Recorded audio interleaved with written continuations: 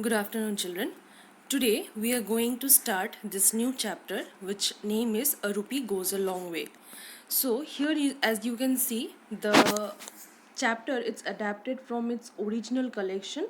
The name is same, which is A Rupee Goes a Long Way itself, and this is written by Ruskin Bond. Now, how the story starts is a boy named Ranji. He had a 1 rupee coin with him and he wanted to have jalebis.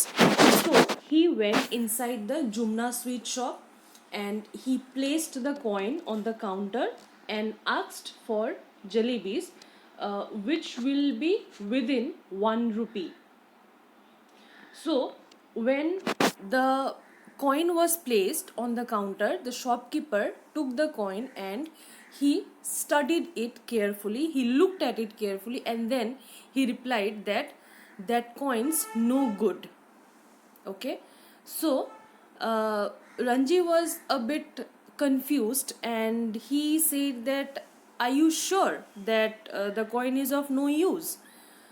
Because he wanted to have the jalebis and that's why he gave the coin, but the coin was out of use since a long time, as it was said by the shopkeeper that the coins had gone out of use long ago. Since a long time ago the coin was not usable, that means it has become old, said the shopkeeper. But he also said that it isn't old enough to be valuable and it isn't new enough to buy anything.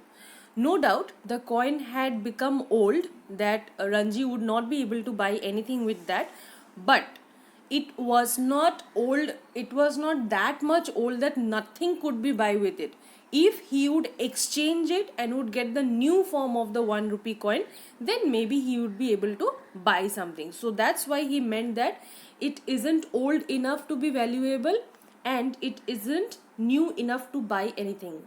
At that particular time he would not be able to buy anything with that coin which he had, but if he gets it exchanged, so later maybe when he gets the new form of the coin, then maybe he will be able to buy it. Okay, now when Ranji, he did not have any other choice because his coin was rejected. So what he did, he shrugged, took the coin back and turned onto the road. So he just left from the shop and he went out, and while he was going through the road or while he was going through the bazaar, he heard somebody calling him. Okay, somebody calling him from back and saying, "Where are you going, Ranji?" was said to him. So while he turned back, he saw that it was Mohinder Singh. Now, who was Mohinder Singh? That was Ranji's friend. Mohinder Singh was Ranji's friend. And while he saw Mohinder Singh, he was holding a homemade fishing rod in his hand.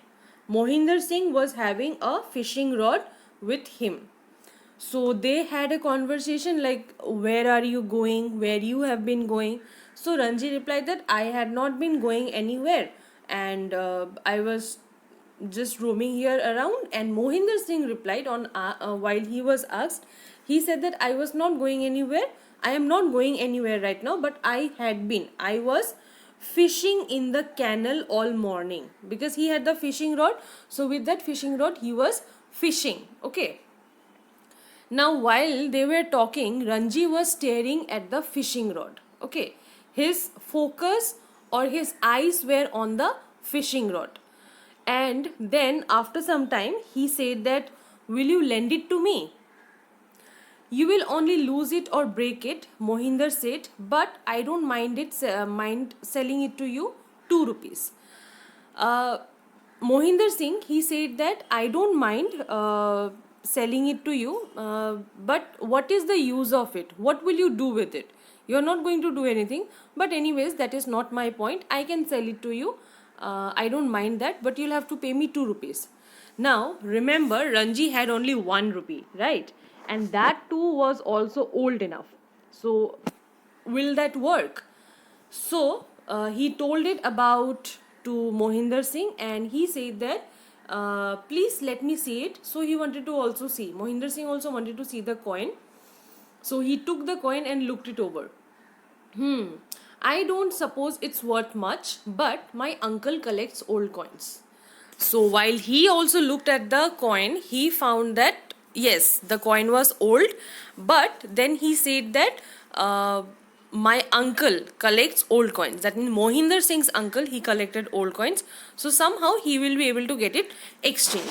Alright, so Ranji and Mohinder Singh, they made the exchange. That was accepted by Mohinder Singh, and he took the fishing rod and both of them just waved each other goodbye and they went off. Now Ranji was heading towards the river. Okay, because now he had a fishing rod, so he wanted to do fishing, so he was moving towards the river. Now on the way, what happened? He saw a truck, and while he looked closely, he found that he knew the truck driver. Okay, so he stopped. He tried to stop the truck, and then he asked that, will you take me to the river? I'm going fishing.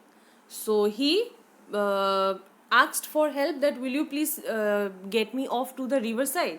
So the driver said that climb up in the back, and while he climbed up, he was then after the truck started moving, and then lastly he reached his destination. Okay, he reached the place where he had to go. But was he able to do fishing? No, because that was the dry season. Okay, that time when the story is when we are reading the story or the setting of the story, it is saying that that point of time it was the dry season. Okay, and the river was just a shallow and muddy stream, and Ranji was walking, he was just moving here and there, okay, trying to find water, trying to find the fishes, but he was not able to, because obviously it was a dry season and for fishing we need water. Okay, we need plenty of water, so it was not successful. So then what happened? He had the rod. Now what he would do? So he returned from the riverside. Now while he was coming, on the way he was, so while he was coming back to the bazaar, on the way he was, so there he saw, on the way there he saw there were some ripe mangoes on the trees. Okay, and Ranji tried to get a few of them with the tip of the fishing rod. He tried to pluck them. He tried to pluck the mangoes with the help of his fishing rod, but they were well out of reach. Maybe somehow the height was not enough, so he was not able to get the mangoes. So then he again thought of the jalebis. That time also he wanted to have the jalebis, but he was not able to. Again now he is wanting to have the mangoes, still he is not able to. So there was no such use. So he left from there also. Now he was walking along, and he reached nearby some houses when he saw a boy who was playing a flute. Okay, and that was a hot afternoon, and while whenever it is the afternoon time, now whenever the time is afternoon, that particular time it is quite still. Okay, it's very calm and you can say silent kind of thing. So that flute, it made a cheerful sound, that made a very sweet note. So Ranji stopped working and they met each other. That means their eyes met each other. The boy who was playing the flute and Ranji himself, their eyes met each other. They both saw each other, and both of them stopped what they were doing. The boy stopped playing the flute and Ranji also stopped walking. Now they started to have a conversation, like where were you going, you like to play flute and all that. So been fishing? Asked the flute player. Yes, said Ranji. Did you catch anything? No, said Ranji. I didn't stay very long. After that, they were having this talk between themselves, and then there was a small gap. Not small gap, there was a long gap. Nobody said anything. Finally, Ranji, he took the rod and he said that it's a good one. It's a good rod. And the boy also said that it's a good flute. So while Ranji had taken the flute, he played it on his lips. He put it to his lips and he started playing it. But while he started playing it, there was a shrill squeaky noise and a startled magpie flew out of a mango tree. You just can't imagine what kind of a noise he had made out of that flute. It was such a horrible noise that being irritated by that sound, a magpie, a bird, okay, magpie is a kind of bird, it had flew out of a mango tree. Just can imagine now what kind of a sound he might have made. So the boy had taken the rod from Ranji and he was also looking that. Now, while they both were happy with each other's things, whatever they were having, now they also made the exchange. Again, another exchange was made. Ranji made the exchange of the fishing rod with the flute, okay, and the boy also accepted. Again, a trade was made and they waved each other goodbye and then they also left. Now again, while Ranji was walking along, he came near the clock tower and there he sat beside the low wall and he started blowing it vigorously. That means full of energy. Now, any kind of musical instrument it might be a flute, piano, or whatever, you just cannot blow it however you want to, right? Because everything has its own setting, okay, or everything has its own what do you say, its own note it has. So if you try to play any piano or any flute very hard, will it work? Because these are some kind of musical thing and you just simply can't play it, right? Because the sound matters, okay. It will bring out a very sweet kind of note, but it was not in case of Ranji, because Ranji was just kind of making a noise out of that. He was playing the flute, no doubt, but that was creating a noise. And being irritated by that, the people, okay, who were passing by or who were there, okay, they were irritated by the sound, okay, who were passing by the road. So while he was playing the flute, a boy was passing by him. Okay, there were various people who were passing by the road. Among them, there was a boy. Okay, and that boy was carrying several empty milk cans. Okay, so he was carrying several empty milk cans. He stopped for a moment and he told Ranji that I can play better than that. He said to Ranji. Let's see, Ranji also said, let's see that if you can play nicely or not. So the boy took the flute and he played a lovely little tune. And yes, he was right. He actually played a very nice tune, a very sweet tone it was. Ranji directly he said, you can have this flute for a rupee. You have seen just an exchange is going on again and again, right? So he said that you can have it for a rupee. I don't have any money to spare, said the boy, but you can have this necklace. He had a necklace and he gave the boy who was carrying that milk cans, he had a necklace, he gave that to Ranji. I don't have money, he said, I have this necklace, you can have it.